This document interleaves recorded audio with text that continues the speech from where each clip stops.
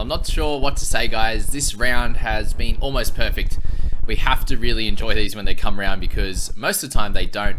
I know last year, personally, for my squad, it was a tough one. There was a lot of ups and downs. There's way more downs than ups.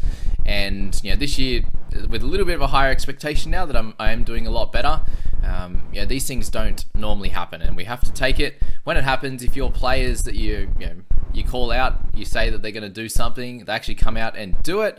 That does not happen that often, or it doesn't go exactly to plan. And in this game here, the Chance Nickel-Cook-Star call during the week was the best one that I've had all year, I'd say.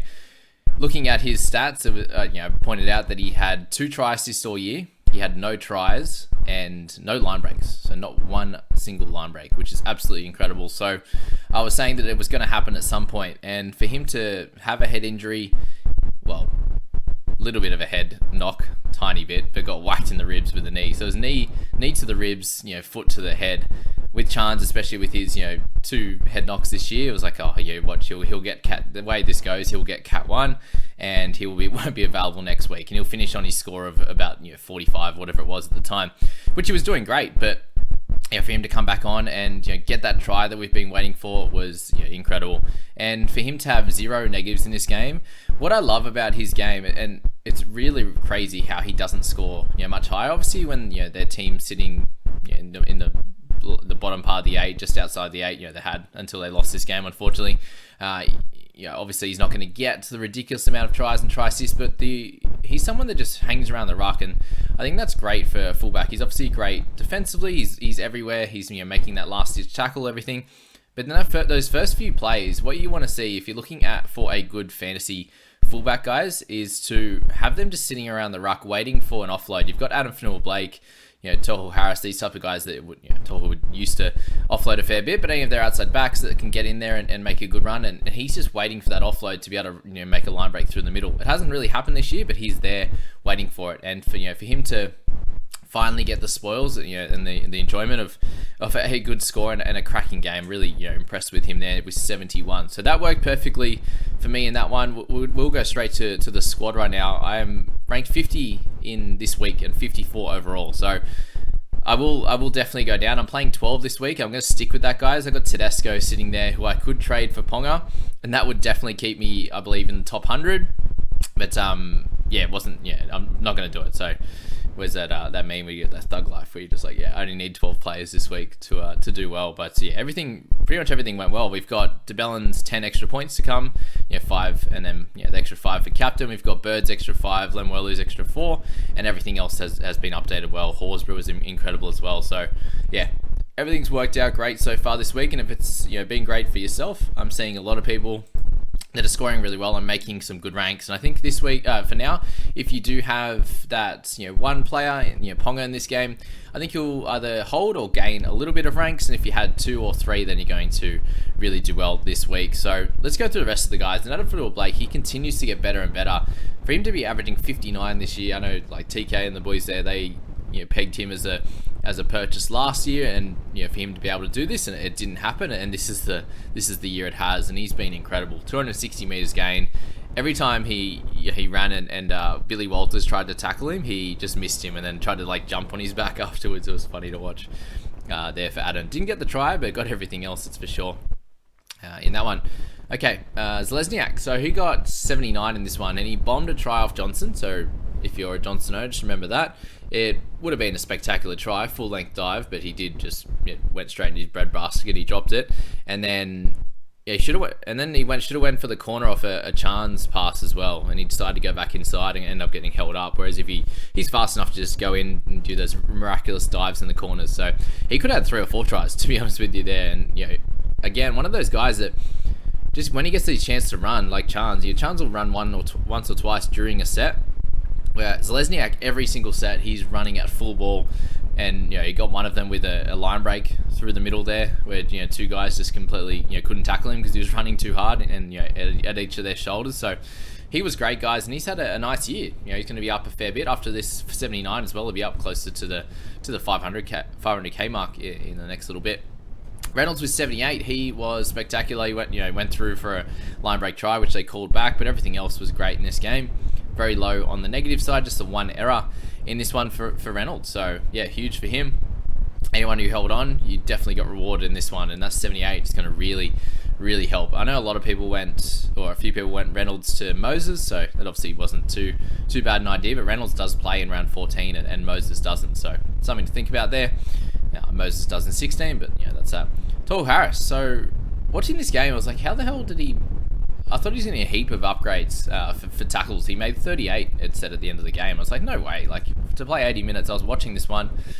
You just expect, like, just watching him was like, yep, some sets he's making 3 tackles, but turning at 39 in the end was a little bit sad. 208 meters run, which means that, they have a fair bit of ball in this one, obviously, for him to get 208 meters. That's exactly what that means. 4 missed tackles for him is a little bit high, but they do have a bunch of guys, the Ezra Mams and, Tony Staggs and these types of guys that, really step at the line, and for someone who's a little bit slower than Toru Harris, he's going to miss a few, but 53, most people brought him in. I look, and there's like 560 out of the top 1,000 brought him in, so yeah, that's fine.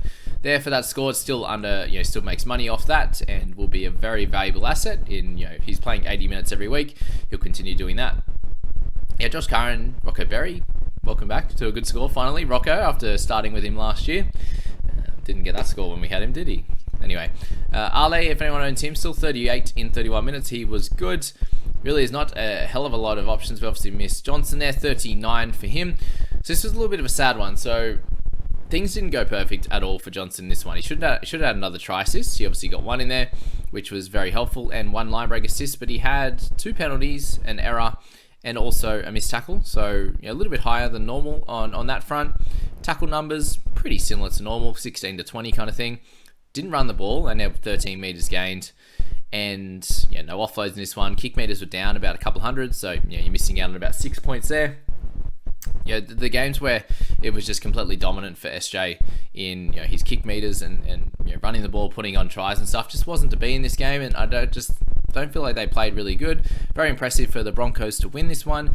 The only worry now is that they will go to Metcalf a little bit, who we'll go and speak about now, who ended up a little bit lower than we would have thought, but he was in 22 in 30 minutes or something like that, and then had a few negatives in there to stifle that, and then not really much else happened for him in this game. But he did have a little period there where he kicked a couple of times, so they went to him for a couple of kicks. 53 meters wasn't much, obviously, but going to him and putting on a few more plays for Ford, obviously Metcalf running a bit more himself. Like, he had a pretty solid game overall. They didn't get the win, but I'm not sure if that is going to take away a little bit from Johnson, and that becomes a little bit more of a worry for SJ, or we just stick solid with him and we don't worry. I personally think it was a little bit of a blip, just for obviously the amount of points that and that didn't really help guys like Johnson in this one. But yeah, I definitely expect better from him. But the last few weeks have been great, so yeah, I think he'll be fine overall in that one. Mam is very cheap, guys. Got a 37, doesn't really help him.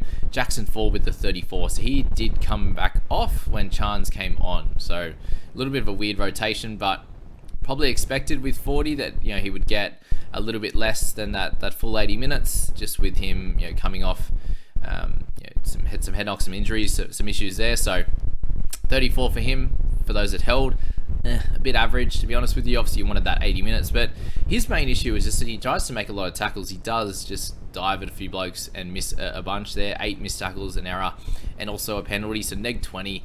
It's so hard to get a mid-40s, 50 scorer when you're just missing tackles like that. And we've seen that with Robson. Like, he just seems to get 38, 40 in points when he just has those big missed tackle games. Because obviously, those misses, you turn them into makes, or at least a couple of them into makes. You have 4 missed tackles, you take off 8 of them and make 4. There's the next 12 extra points. He's sitting at 46, and you're like, 4 missed tackles. We can handle that each and every week. And that's that there. And yeah, that's pretty much it. You had Pete Cora, who had played 52 minutes there off the bench and got 9 points. So not his best game for a debut. 2 penalties there, 3 missed tackles. Not great at all. Willison played the 18 minutes. So they were obviously keen to get Pete Cora on there. Just didn't turn into much. And for those that were looking at Stagsy, 7 missed tackles and 3 errors. So again, nothing special. Obviously had a line break and 140 meters, but definitely was not his game there. Let's go to the South and the Raiders. So few things to talk about here. Obviously, a couple of the massive scores and how that's affected things for fantasy. But most of it is good in this game, to be honest with you. We start with Corey Horsburgh. What a start to this game. He was very quickly on 49 before half time there. It was very, very impressive to get that try. I was just like, I couldn't believe my eyes what was happening. Like, I had Chance at the back end of the last game score a try, and then had Horsburgh start with the try in this one, and then get a line break straight after. It was very impressive for him to get 46 tackles and no misses. Amazing. For Tarpany to get 50 tackles and 0 misses. Well done to those guys and the Raiders for a big, semi-upset win. You would have expected them to do pretty well with only a couple of guys out, Whitehead with injury, but Hudson Young being out, replaced really well by Corey Harawira and also Horsburgh there. And just thoughts and prayers to Corey after seeing that seizure there. Didn't look very good at all, and I hope they find out why, or maybe if he has a history of seizures, or they can put him on some medication or something like that to reduce or remove those seizures from here on in. I'm sure they'll work out why it was happening. It's not just random that you have a seizure. So and it wasn't from a knock. We'll find out in future time. But hope he's okay. So Horsburgh, 85 for him. If you did pick him up, there's obviously a good chunk that did. There's a decent chunk that have Tarpany, more that have Horsburgh. If you had both, wow, what a game for you. So very, very happy for those two. Obviously, Taps just playing the 68 minutes. They did have, I believe, Mariota go off after his 20-odd minutes, so they needed a couple of their forwards to play some bigger minutes. Papali'i, 54. Obviously, without Hudson Young and Elliot Whitehead, they did need their experienced guys to step up a little bit, and they definitely did. So Papali'i, a massive one for him. Isaiah Tass, our cheap guy, that if you did decide to grab him this week, if you needed someone just under 500k, that obviously worked out. Damien Cook did his job. He did get on a nice try off a kick from Cody Walker and did have a try saver there as well, which was nice for 60 for him. So if you grabbed him, you obviously get some price rises, exactly what you're looking for. 3 missed tackles for 52 made and only 15 meters run. Not good, but again, he's trying to get early ball to Ilias and also Cody Walker, especially when they were trying to chase from there. So I think what would have helped them in this game is Damien Cook running for a little bit more. I think Cody Walker, a few of the times he would just pass it out the back. Sometimes it worked. Other times I think he should have ran to the line and stepped back on the inside and just show them a different look, because they knew that he was trying to get that late pass away for a try. It worked a few times. Other times they snuffed it out. So obviously mixing that up a little bit would have been good. But Cody Walker just seems so angry this whole game. Obviously trying to put tries on. If something didn't work out his way, he was angry as. So it's funny to watch anyway. Albert White, a big up to him. 59 in this one, 3 tries, a couple of line breaks there, 217 meters, no errors, no missed tackles. An incredible game for Albert, and very exciting. If you had a look at him at 411 and picked him at wing fullback, amazing. He's obviously 9k cheaper than Ponga, and hopefully he scores a little bit more. I'm so scared of Ponga, to be honest with you today. If he can get a 40. Anything under 50, I'll be very happy with. Like Chance, who was my pick, instead of Ponga, ended up getting 71. So really 71 would hurt just because of my rank, and I want to keep it as high as possible. But anything under that 50 mark, and I'll be okay with. I think all of you guys will be happy with 49 too, right?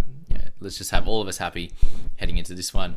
Gula and Salo, they both played big minutes as well. So all the middle forwards just went crazy in this one for huge minutes. Wolf would play 61 as well, so that was good. Croker, sounds like they're going to rest him for next week so that he can play his 300th at their home stadium. So I saw Cooper Cronk was blowing up about it. Let me know your thoughts on that. He's like, you can't be doing that.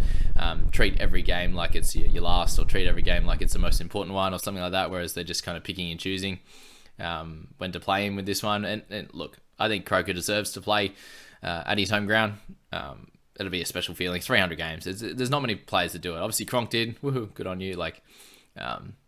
Just enjoy it for what it is. My initial thought was, that's a nice touch. And then it's like, he's going to go out and blow up about it.